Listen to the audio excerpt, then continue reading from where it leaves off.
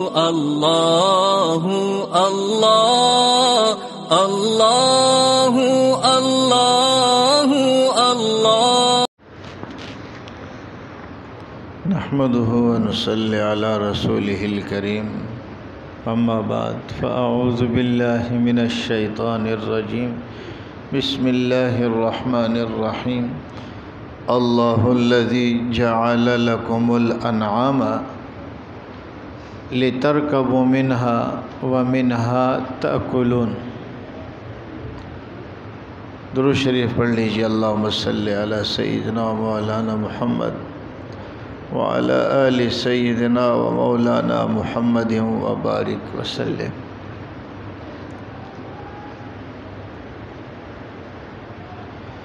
ملحدین کے اسلام پر جو اعتراضات ہیں ان میں سے ایک بڑا اعتراض یہ بھی ہے کہ مسلمان ظالم ہیں، ان کے دلوں میں رحم نہیں ہے۔ اور کیوں ظالم ہے بھائی؟ کون سی بے رحمی والی بات کی ہے؟ تو کہتے ہیں اس لیے کہ یہ جانوروں کو ذبح کر کے کھاتے ہیں۔ کسی جاندار کی زندگی لینا اور اسے اپنے کھانے کے لیے استعمال کرنا یہ تقاضۂ انسانیت کے خلاف ہے۔ تو اس لیے اسلام مذہب جو ہے اور مسلمان یہ اچھے لوگ نہیں ہیں، نعوذ باللہ، اس لیے کہ یہ اپنے پیٹ کی آگ بجھانے کے لیے دوسرے کی جان تک لے لیتے ہیں۔ مرغی ہے، بکرا ہے، دمبا ہے، گائے ہے، اصل میں جو زیادہ ان کو پریشانی ہے نا، جو جلن ہے وہ گائے سے ہی ہے۔ لیکن صرف گائے کا نام تو لے نہیں سکتے، تو اس لیے اس میں سارے جانور شامل کر لیے کہ یہ انسان کے رحم کا تقاضا ہے کہ وہ جانوروں کو ان کی جان نہ لیں اور ذبح نہ کریں۔ آیا اب ہم نے دیکھنا ہے کہ کسی جانور کو ذبح کرنا یا اس کو کھانا یہ فطرت انسانیہ کے خلاف ہے یا فطرت انسانیہ کے عین مطابق ہے؟ یہ زیادتی ہے یا نہیں؟ اگر یہ زیادتی ہے تو یہ زیادتی پھر کہیں پر بھی نہیں ہونی چاہیے۔ اس لیے اللہ تعالیٰ نے فرمایا اللہ الذی جعل لکم الانعام، اللہ کی ذات وہی ذات ہے جس نے تمہارے لیے بنائے، پیدا کیے۔ کیا پیدا کیے؟ الانعام، چوپائے، جانور۔ یہ کس نے بنائے؟ اللہ نے۔ کس مقصد کے لیے بنائے؟ یا اللہ اس کے بنانے کا مقصد کیا ہے؟ یہ جانور آپ نے بنائے کیوں ہے؟ تو فرمایا لِتَرْكَبُوا مِنْهَا، تاکہ تم ان پر سواری کرو، وَمِنْهَا تَأْكُلُونَ، اور ان جانوروں میں سے کھاؤ۔ تو جو بنانے والا ہے نا وہ آپ کو بتائے گا نا کہ یہ چیز میں نے کیوں بنائی ہے۔ تو اس نے وجہ بتا دی تاکہ تم اس پر سواری بھی کر سکو اور تاکہ تم اس میں سے کھا بھی سکو۔ تو جب بنانے والے نے بتا دیا کہ میں نے ان کو بنایا ان مقاصد کے لیے ہے، تو آپ کون ہوتے ہیں اعتراض کرنے والے؟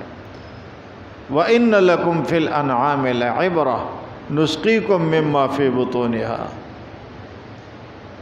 دودھ کے خاطر پیدا کیا۔ وَلَكُمْ فِيهَا دِفْءٌ وَمَنَافِعُ، فرمایا اس میں تمہارے لیے بہت سارے منافع ہیں۔ گرمی کا سامان ہے سردی سے بچنے کے لیے، اور اسی میں سے تم کھاتے بھی ہو۔ وَلَكُمْ فِيهَا جَمَالٌ حِينَ تُرِيحُونَ وَحِينَ تَسْرَحُونَ وَتَحْمِلُ أَثْقَالَكُمْ إِلَى بَلَدٍ لَمْ تَكُونُوا بَالِغِيهِ إِلَّا بِشِقِّ الْأَنفُسِ، اس سے تم اپنے بوجھ بھی اٹھاتے ہو، سامان بھی اٹھاتے ہو۔ یہ کون بتا رہے ہیں؟ جس نے پیدا کیا ہے۔ بنانے والے سے پوچھا جاتا ہے نا کہ جناب آپ نے یہ فلاں چیز بنائی کیوں ہے، اس کا فائدہ کیا ہے؟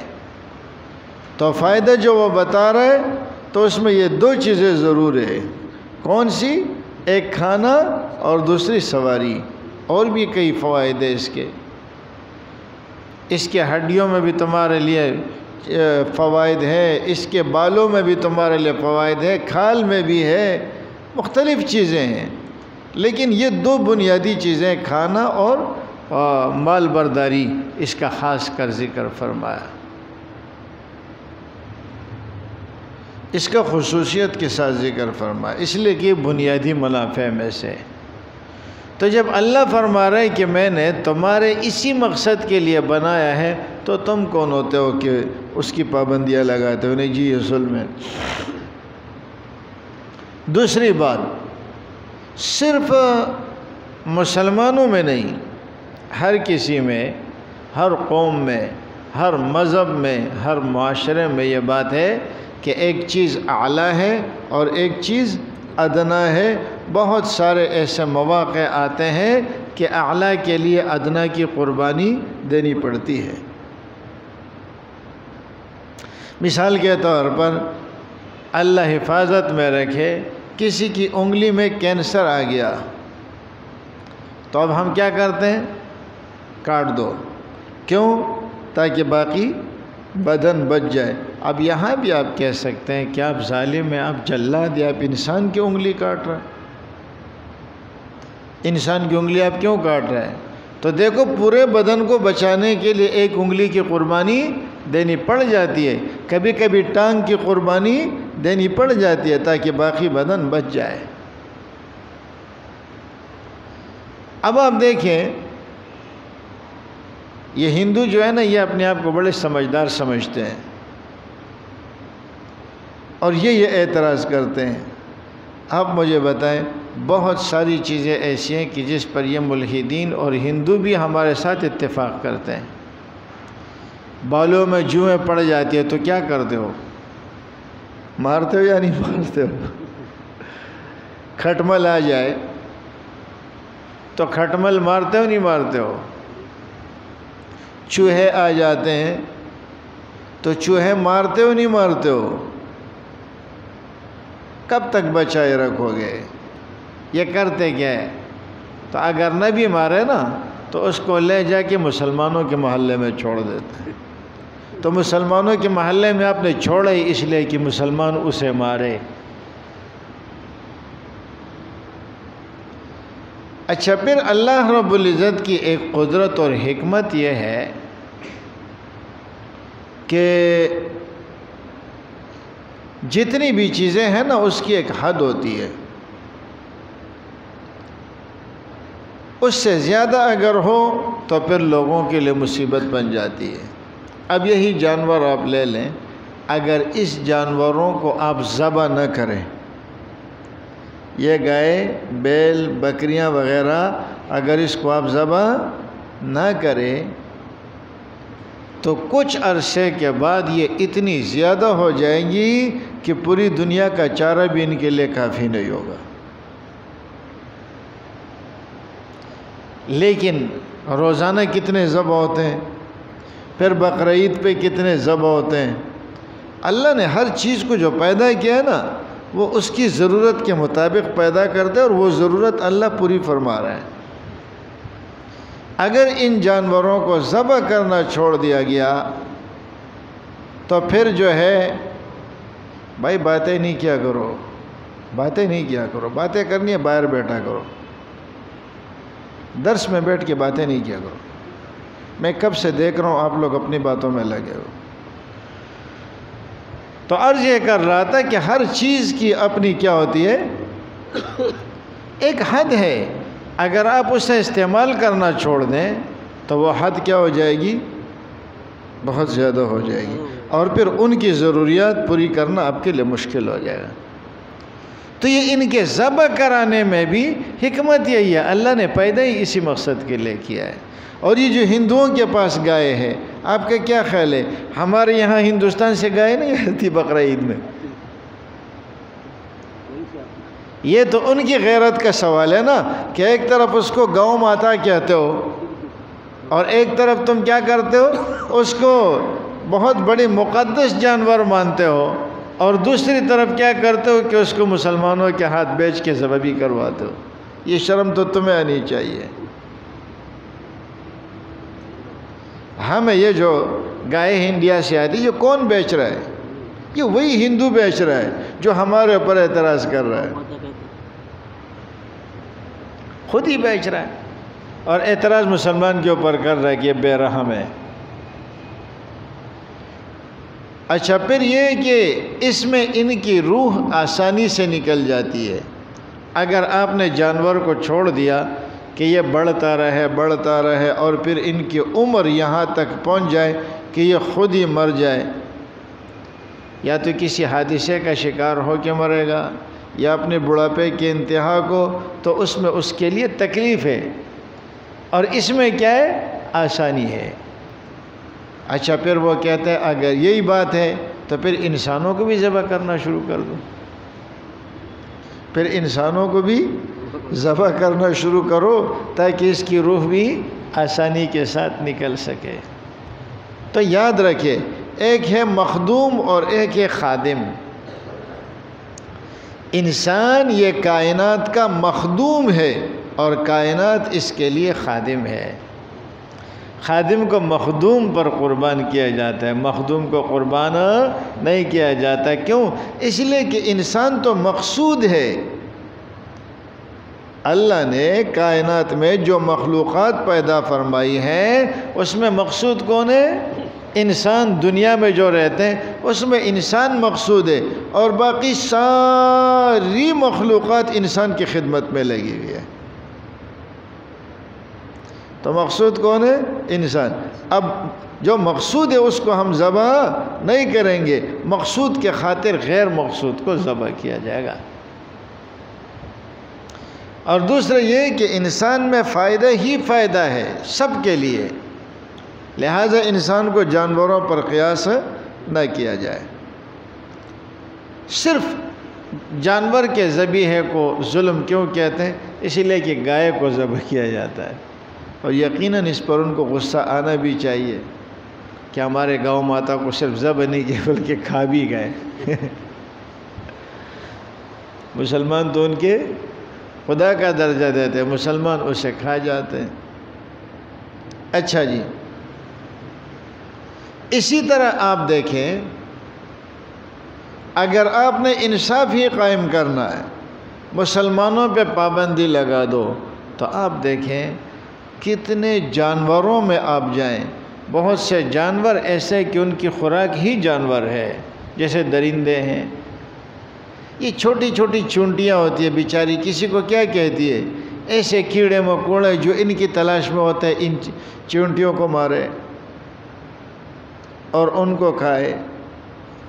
سمندر کے اندر دیکھو ہزاروں مخلوقات پڑی ہوئی ایک دوسرے کو کھا رہی ہے، کس کس کو بچاؤ گے؟ تو یہ رکھا کس نے ہے؟ یہ کھانے کی صلاحیت رکھی کس نے؟ اللہ نے۔ اور بقول آپ کے فطرت نے، آپ کے ہاں تو خدا کو مانتے نہیں ہے تو فطرت ہی کہتے ہیں نا، جس کو آپ نیچر کہتے ہیں یا نیچرل کہتے ہیں، تو وہ چونکہ ملحد تو خدا کو مانتا ہی نہیں ہے، تو اب ظاہر ہے کہ جو گوشت کھانے والا ہے وہ گھاس نہیں کھا سکتا، اور جو گھاس کھانے والا ہے وہ گوشت نہیں کھا سکتا۔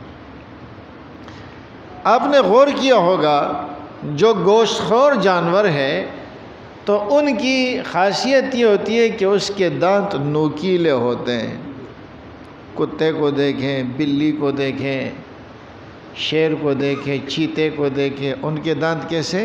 نوکیلے۔ اور جو گھاس کھاتے ہیں ان جانوروں کے دانت چپٹے ہوتے ہیں۔ وہ نوکیلے نہیں ہوتے۔ تو یہ دانتوں سے ہی آپ کو پتہ چلے گا کہ کون گوشت خور ہے اور کون گھاس خور ہے۔ یہ بنانے والا جب بناتا ہے نا تو اس کو گراریہ بھی اسی حساب سے دیتا ہے۔ اگر سبزی کھاتا ہے، گھاس کھاتا ہے تو دانت اس کو چپٹے دے دیے، اور اگر گوشت کھاتا ہے تو دانت اس کو نوکیلے دے دیے۔ اب آپ غور کریں، انسان کے پاس جو دانت ہے اس میں چپٹے بھی ہیں اور نوکیلے بھی ہیں۔ یہ جو سامنے والے اوپر کے دو دانت ہیں نا، اس کو عربی زبان میں کہا جاتا ہے ثنایا۔ ثنایا۔ اس کے برابر میں جو دو دانت ہیں ادھر اور ادھر، اس کو کہتے ہیں رباعی۔ رباعی کے بعد تیسرے نمبر پہ جو دانت آ رہا ہے، آپ نے دیکھا ہوگا یہ دانت کیا ہوتا ہے؟ نوکیلا ہوتا ہے۔ ڈریکولا بناتا ہے نا تو دانت نیچے نکال دیتا ہے۔ کسی کو چڑیل بنانا ہے نا، یہ تیسرے والے دانت نیچے نکال دیتے ہیں، اسی سے ڈراتے ہیں، باقی دانتوں سے نہیں۔ یہ جانور کس کی طرح ہے؟ یہ جو دو دانت ہیں یہ الگ سے، اگر کسی کو ڈریکولا بنانا ہو نا تو اس کی یہ دانت بڑا کے باہر نکال لیتا ہے۔ یہ تیسرے نمبر پہ جو ہوتے ہیں اس کو کیا کہتے ہیں؟ انیاب۔ یہ جو انیاب انسان کو دیے ہیں نا، یہ دیے اس لیے تاکہ پتہ چلے کہ یہ گوشت خور بھی ہے، سبزی خور بھی ہے۔ اگر یہ صرف سبزی خور ہوتا نا تو پھر یہ دانت اس کو دیے ہی نہ جاتے۔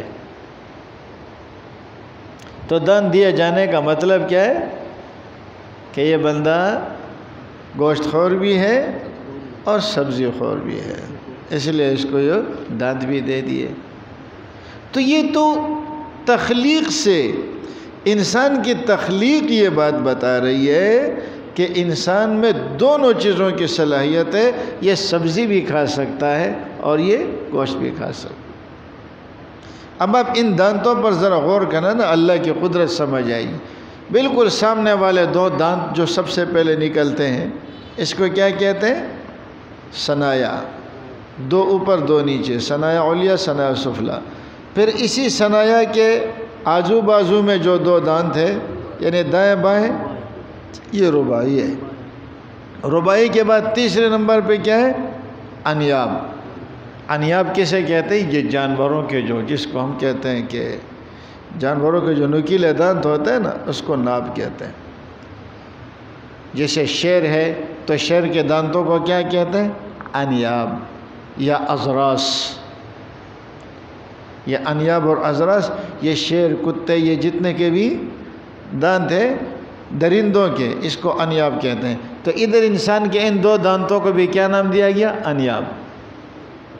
اس انیاب کے بعد جو دانت ہے اس کو کہتے ہیں زواحک۔ یہ تین ہوتے ہیں۔ جب آپ ہنستے ہیں نا تو وہ زواحک نظر، جہاں تک ہنسی میں آپ کے زواحک نظر آتے ہیں۔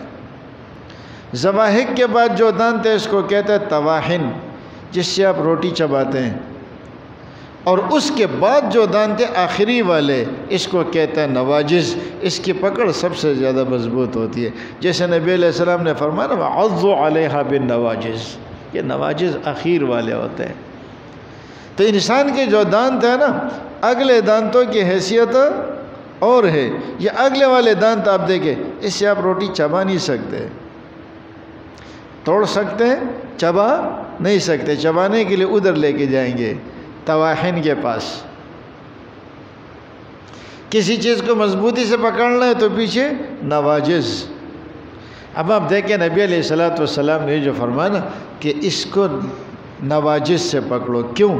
نواجز سے جو چیز پکڑی جاتی ہے نا اس کی پکڑ بڑی مضبوط ہے، لیکن جب نواجز سے چھوٹے گی تو آگے تواحن موجود ہے، تواحن سے چھوٹے گی تو آگے انیاب موجود ہے، انیاب سے چھوٹے گی تو آگے رباعی موجود ہے، رباعی سے چھوٹے گی تو آگے ثنایا موجود ہے۔ وہ اس کو پکڑتا رہے گا، اتنی آسانی سے چھوٹنے نہیں دے گا۔ بہرحال بات دوسری طرف جا رہی ہے۔ تو عرض یہ کر رہا تھا کہ انسان یہ گوشت خور بھی ہے اور سبزی خور بھی ہے۔ اور یہ پتہ ہمیں کہاں سے چل رہا ہے؟ یہ انسان کے دانتوں سے ہی پتہ چل رہا ہے۔ اس لیے کہ بنانے والے نے بنائے ایسے نا۔ اب آپ دیکھیں کتے کے دانتوں میں آپ کو چپٹا دانت ملے گا؟ شیر کے دانتوں میں ملے گا؟ نہیں۔ اور گائے میں آپ کو نوکیلا ملے گا؟ نہیں۔ تو اگر آپ نے کسی چیز کو دیکھنا ہو نا کہ کوئی نئے پہلی مرتبہ آپ کو کوئی چیز مل گئی، پتہ نہیں یہ گوشت کھاتا ہے یا سبزی کھاتا ہے، آپ اس کے دانت دیکھیں۔ اگر اس میں دونوں قسم کی چیزیں مل گئی تو اس کا مطلب یہ ہے کہ یہ دونوں کھاتا ہے، اور اگر ایک قسم کی چیز ہے تو اس کا مطلب یہ ہے کہ یہ دونوں نہیں کھاتا۔ تو قدرت نے جو اس کو دانت دیے ان دانتوں سے پتہ چل رہا ہے کہ یہ گوشت خور بھی ہے اور سبزی خور بھی ہے۔ اچھا چلے جی، آپ کہتے ہیں کہ ہم ظلم ہو رہا ہے، تو اب دیکھیں آج کا زمانہ بڑا ترقی یافتہ زمانہ ہے۔ بلی کی خوراک کیا ہے؟ چوہے۔ آپ کو پتہ ہے کہ بلی کیا کھاتی ہے؟ چوہے۔ چوہے کیا کھاتے ہیں وہ بھی آپ کو معلوم ہے۔ کتے کی خوراک کیا ہے؟ آپ کو پتہ ہے۔ ان میں دشمنی کس چیز میں؟ آپ کو پتہ ہے۔ سمندر کے اندر اتنے خطرناک جانور موجود ہیں، ان کا کام ہی کیا ہے؟ دوسروں کو کھانا۔ تو یہ اللہ نے بنایا ہے اسی لیے کہ ایک جانور دوسرے کی غذا بنے گا۔ جنگل کے قانون کا مطلب یہی ہوتا ہے کہ جو طاقتور ہوگا وہ جیے گا، جو کمزور ہوگا وہ مرے گا۔ آپ انصاف دینا چاہتے ہیں تو پھر انصاف سب سے دلائیں۔ پھر آپ ایک قسم کے جانوروں کو ایک جگہ رکھیں، دوسری قسم کے جانوروں کو دوسری جگہ رکھیں۔ جب وہ بھوک سے مرنا شروع ہوگا اور یہ بھوک سے مرنا شروع ہوگا تو پھر تیری خواہش پوری ہو جائے گی۔ اس لیے کہ وہ کھائے گا کیا؟ آپ نے تو گوشت کھانے میں پابندی لگا دی، اور ابھی آپ کر بھی سکتے ہیں، اس لیے کہ زمانہ بہت ایڈوانس ہو گیا ہے۔ چلے اس کو چھوڑے جو جنگلوں میں ہے یا جو سمندر میں، اس کو چھوڑ دیں، رہنے دیں۔ آپ کہیں گے اس پہ ہماری دسترس نہیں۔ یہ گھروں میں جو لوگوں نے پال رکھے یہ ان کی حق تلفی نہیں ہے۔ یا جو آپ کے زو ہے، چڑیا گھر، اس کے اندر مختلف قسم کے جانور ہیں اور دوسری جانور کو اس کا خوراک بنایا جاتا ہے، جاؤ نا وہاں کہہ دو کہ بابا جانوروں کے اوپر ظلم نہ کرو۔ اب اگر ان جانوروں پر یہ آپ نے نہیں کیا تو وہ جو دوسرے کھانے والے وہ بھوک سے مر جائیں گے۔ یہ قدرت کے کام ہے، اس میں دخل اندازی نہ دیں۔ اللہ نے جس چیز کو جس کام کے لیے پیدا کیا ہے وہ کام اس سے اللہ لے رہا ہے، اور اس میں کسی کے لیے ظلم و زیادتی نہیں ہے۔ یہ دنیا کا نظام ہے، اور ان میں سب سے اشرف المخلوقات کون ہے؟ انسان۔ تو اس لیے انسان کا کھانا دوسروں کے لیے روا نہیں رکھا گیا، لیکن باقی دوسرے جانوروں کو اللہ نے انسان کے لیے وہ روا رکھا۔ اچھا پھر قربانی کے اوپر یہ اعتراض بھی کرتے ہیں کہ آپ ذبح کیے ہوئے جانور کو جو ہے وہ کھاتے ہو اور بغیر ذبح کے جانور کو نہیں کھاتے، ایک بات۔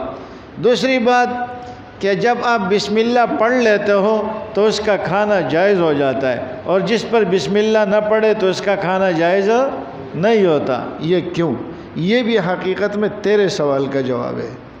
تو نے کہا تھا نا کہ انسان وہ جانوروں کا گوشت کیوں کھاتا ہے، تو اس کی وجہ یہ ہے کہ اللہ رب العزت نے اس کو اجازت دے دی ہے۔ جب اللہ نے اجازت دے دی تو اس کے لیے کھانا جائز ہو گیا۔ اور جب یہ ذبح کرتا ہے تو ذبح کرتے وقت کیا کہتا ہے؟ بسم اللہ اللہ اکبر۔ یہ بسم اللہ اللہ اکبر ہم کیوں کہتے ہیں؟ حالانکہ بسم اللہ الرحمن الرحیم نہیں کہتے، کیا کہتے ہیں؟ بسم اللہ اور دوسرا اللہ اکبر۔ بات کیا ہے؟ بسم اللہ الرحمن الرحیم کیوں نہیں کہتے؟ اس لیے کہ یہ مقام ذبح ہے، اور ذبح میں کسی کی جان لی جاتی ہے، اور اس کا کسی انسان کو اختیار نہیں ہے، تو اس لیے وہ کیا کہتے ہیں؟ بسم اللہ۔ یہ جو میں کر رہا ہوں نا اس کو ذبح، یہ اپنی مرضی سے نہیں کر رہی ہے، اللہ نے مجھے اجازت دی ہے، یہ اللہ نے مجھے اجازت دی ہے۔ تو اس لیے وہ کیا کہتے ہیں؟ بلند آواز سے کہتے ہیں بسم اللہ، تاکہ مجھے کوئی گولی نہ مار دے کہ یہ کیا کر رہا ہو، کسی جانور کو ذبح کر رہا ہوں، تو کیا کہتا ہے؟ بسم اللہ۔ یہ میں کیوں ذبح کر رہا ہوں؟ اس لیے کہ مجھے اس کے ذبح کرنے کی اجازت کس نے دی ہے؟ اللہ نے. اور پھر اس کے بعد کیوں اللہ نے کسی کو ذبح کرنے کی اجازت کیوں دی؟ فرمایا اللہ اکبر، وہ سب سے بڑا ہے. بس وہ جو حکم دے دے اس نے اس کو ہماری خوراک بنا لیا. اچھا پھر جب خون نہ نکلے تو آپ اس جانور کو کیوں مردار سمجھتے ہو؟ کہتے ہیں کہ اگر خون نکل جائے تو جانور حلال ہو جاتا ہے، لیکن اگر خون اندر رہ جائے تو جانور حرام ہو جاتا ہے. وجہ کیا ہے؟ بھائی پہلی بات تو یہ کہ اللہ نے منع کر دیا، ختم، مردار مت کھاؤ. اب وجوہات جاننے کی ضرورت نہیں ہے. دوسری بات یہ کہ یہ خون جا کر کے گوشت میں جذب ہو جاتا ہے اور یہ ناپاک ہے، اور پھر جب یہ خشک ہو جاتا ہے تو یہ گوشت کو مضر بنا دیتا ہے. تو حکمت بھی ہے، لیکن ہمیں ان حکمتوں کے پیچھے پڑنے کی ضرورت نہیں ہے. تو اس لیے مسلمانوں کے ہاں ذبح کیا ہوا جانور اور اللہ کا نام، اب اللہ کا نام ذبح بھی کرے لیکن اللہ کا نام دے لے تو ذبح بھی قابل قبول نہیں ہے. تو یہ اللہ کا نام لے کیوں رہے؟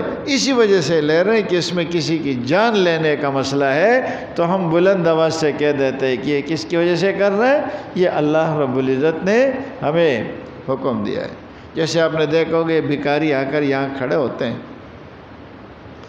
تو یہ پہلے مجھ میرے پاس آتے ہیں، کہتے ہیں اجازت مانگتے ہیں. وہ ایک آیا، میں نے اجازت نہیں دی، تو پھر اس نے کھڑے ہو کے اعلان کیا امام صاحب کی اجازت سے.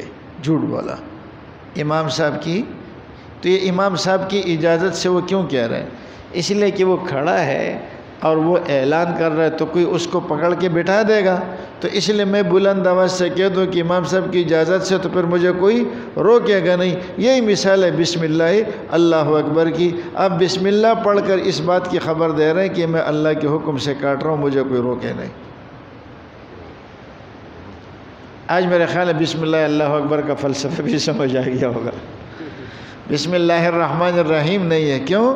اس لیے کہ یہ مقام ایسا ہے کہ کسی کی زندگی لی جاتی ہے. تو یہ آپ کہتے ہیں بسم اللہ، تو مطلب کیا ہوا کہ یہ میں ویسے نہیں کاٹ رہا، یہ اللہ کے نام سے کاٹ رہا ہوں. اللہ نے ہی مجھے اجازت دی ہے. کسی کی جان لینے کا اختیار صرف اللہ کو ہے، یہ ہمیں نہیں ہے. بسم اللہ اللہ اکبر کا اعلان کیا ہے؟ کسی کی جان لینے کا اختیار صرف اللہ کو ہے، اور میں اللہ کی اجازت سے اسے کاٹ رہا ہوں. تو بس سارے سوالات کے جوابات تو آپ کے بسم اللہ نے دیے. اور پھر یہ کہا کہ جی اگر اللہ رب العزت نے اس کی اجازت دی ہے تو کیوں دی ہے؟ یہ تو زیادتی ہے. تو ساتھ میں کہا اللہ اکبر، اللہ بہت بڑا ہے. وہ ایک بندہ تھا نا، ان سے دو بندے آپس میں لڑ رہے تھے. آپس میں لڑ رہے تھے تو ایک تیسرا بندہ ہے، ان سے پوچھا کیوں لڑ رہے ہو، کیا چکر ہے آپس میں تمہارا؟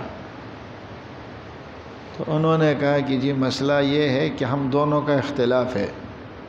کس بات پہ اختلاف ہے؟ کہا ایک کہتا ہے کہ شیر انڈے دیتا ہے، دوسرا کہتا ہے شیر بچے دیتا ہے. اس نے کہا 5-5 روپے دے دو، میں تمہارے درمیان فیصلہ کرتا ہوں. اس نے 5 روپے ایک نے دیے، 5 روپے دوسرے نے دیے. کہا اب آپ بتائیں شیر انڈے دیتا ہے یا بچے دیتا ہے؟ اس نے کہا تمہیں لڑنے کی ضرورت نہیں ہے، شیر جنگل کا بادشاہ ہے، چاہے انڈے دے چاہے بچے دے. شیر جنگل کا بادشاہ ہے، چاہے انڈے دے چاہے بچے دے. تو یہ تو شیر کی ایک مثال ہے. اللہ رب العزت کے بارے میں اصول کیا ہے؟ وہ پوری کائنات کا مالک ہے. لا یسأل عما یفعل وہم یسألون. اللہ سے کوئی نہیں پوچھ سکتا، اللہ سب سے پوچھ سکتا ہے. وہ کائنات کا بادشاہ ہے، وہ مکلف نہیں ہے، ان کے لیے ثواب اور گناہ والی بات نہیں ہے. وہ بادشاہ ہے، وہ جو کچھ کرتا ہے اپنی مرضی سے کرتا ہے. تو بہرحال ایک تو جانور کے ذبیحے پر، پھر یہ کہ اس کے اندر گوشت ضائع ہو جاتا ہے، پیسہ ضائع ہو جاتا ہے. تو بھائی یہ ضائع آپ اس لیے کہہ رہے ہیں کہ آپ مسلمان نہیں ہیں، ورنہ مسلمان سے پوچھو اس کے لیے بہت بڑی قربانی ہے. اتنے سارے پیسے جو ہے وہ آپ لے جا کر کے لوگوں پہ تقسیم کر دو، آپ کا ملک ترقی کر جائے گا. اس ملک کے پیچھے اتنے بڑے بڑے مگرمچھ بیٹھے ہوئے کہ ان کا پیٹ بھرتا ہی نہیں ہے. یہ تو سوچ ختم کر دو کہ ان کا پیٹ بھر جائے گا ہمارا ملک ترقی کر جائے گا. خدا نے ایسا جہنم دیا ہوا ہے نا کہ وہ جہنم کسی دن بھر جائے گا، ہمارے حکمرانوں کے پیٹ یہ بھرنے والے نہیں ہیں. تو یہ کہنا کہ یہ سب سے بڑا اعتراض ہے قربانی پر. آپ پیسہ کیا کر رہے ہیں؟ ضائع کر رہے ہیں. بھائی کیوں ضائع کر رہے ہیں؟ آپ اگر دیکھیں ضائع کی بات تو آپ تب کہیں کہ آپ گوشت اٹھا کے پھینک دیں. کسی کا ایک ذرہ گوشت ضائع نہیں ہوتا. غریب مسکین جو سارے سال میں گوشت نہیں کھا سکتے، ان دنوں میں وہ بھی کھا رہا ہے، تو ضائع کہاں سے ہو رہا ہے؟ دوسری بات یہ ہے کہ بھائی آپ کہتے ہیں کہ یہ سارا پیسہ آپ ملک کے ترقی کے لیے، یہ سارا پیسہ کیوں؟ یہ جو آپ کے ہاں آئے دن پروگرام ہوتے ہیں اور اس کے اندر آپ پیسہ ضائع کر رہے ہوتے ہیں، وہ پیسہ لگاؤ نا ملک کی ترقی میں، وہ لگاؤ ملک کی ترقی میں. ہمارے ایک کرکٹ کا میچ اس کے اوپر کتنا خرچہ آتا ہے. ایک بات کی داد دینی پڑے گی ہٹلر کو کہ اس نے سارے کرکٹروں کو پکڑ کے لین پہ کھڑا کر کے گولی مار دی تھی. کیا ہو رہا ہے؟ کرکٹ ہو رہا ہے، پورے ملک کا نظام جام پڑا ہے، پورا شہر جام پڑا ہوا ہے. یہ مسجد کے اندر یہ ہمارے یقین کرے جو بڑے بڑے سفید ریش نمازی ہوتے ہیں نا، میچ والے دن یہ بھی آپ کو مسجد میں نظر نہیں آتے. میرے چچے بیمار تھے، ہم اسپتال گئے تو وہاں ایک بابا تھے. میں نے ان سے پوچھا کیا ہو گیا؟ کافی پرانی بات ہے. ان کو کیا ہو گیا؟ کہتے ہارٹ اٹیک ہو گیا. کیا ہو گیا بابا؟ کیوں ہارٹ اٹیک ہو گیا؟ کہتے پاکستان ہار گیا. پاکستان ہار گیا، بابا کو کیا ہو گیا؟ ہارٹ اٹیک ہو گیا. اچھا، یہ ہمارے جو نئے نوجوان لڑکے ہیں نا، یہ میرے پاس آئے، مولوی صاحب یہ جہاد ہے. جب انڈیا کے ساتھ میچ ہوتا ہے نا، امام صاحب یہ جہاد ہے. یہ جہاد ہے نا، انڈیا کے ساتھ کھیل رہے ہیں. ہاں جی یہ جہاد ہے. جب پاکستان ہار گیا تو پھر کیا کہتے ہیں؟ کھیل میں تو ہار جیت ہوتا ہی ہے. بابا کھیل نہیں تھا، جہاد تھا. یہ جب ہار گئے تو اب کیا ہو گیا؟ کھیل میں تو ایسا ہوتا ہے. یہ کتنا پیسہ ضائع کر رہے ہو ان کھیلوں کے اوپر تم محمل. کتنے فضول چیزوں کے اوپر آپ پیسہ روزانہ ضائع کر لو. ان فضول پیسے کو بچاؤ، آپ کے ملک کے کام آئے گا. غریب آدمی، امیر آدمی کے کتے کی خوراک وہ باہر سے آتی ہے، امپورٹڈ، بند ہوتی ہے، سیل بند. وہ ہمارے بچے کے 1 مہینے کی خوراک سے اس کے کتے کی 1 وقت کی خوراک زیادہ قیمتی ہے. اور یہی وہ لوگ ہیں جو ہاں کہتے ہیں کہ قربانیاں کیوں کر رہے ہو؟ پیسہ ضائع کر رہے ہو. نکالو نا اپنا پیسہ. انسان کو کتے پر فوقیت دے دو، نہیں دیں گے. یہ پیسہ لگاؤ، یہ جو مسلمان قربانی پہ لگا رہا ہے. کیوں بھائی؟ یہ ہماری عبادت ہے. اور آپ کو اللہ رب العزت نے اور مواقع سال کے 365 دن دیے ہیں، آپ اس میں خرچ کریں نا. ایک دن اللہ کے راستے میں جب خرچ کرنے کی بات آتی ہے تو پھر کہتے ہیں یہ پیسے کا ضیاع ہے. اللہ ہمیں عمل کی توفیق دے. لوگ بھاگنا شروع ہو چکے ہیں. اللہم آمین. الحمدللہ رب العالمین. رحمتک و سلام.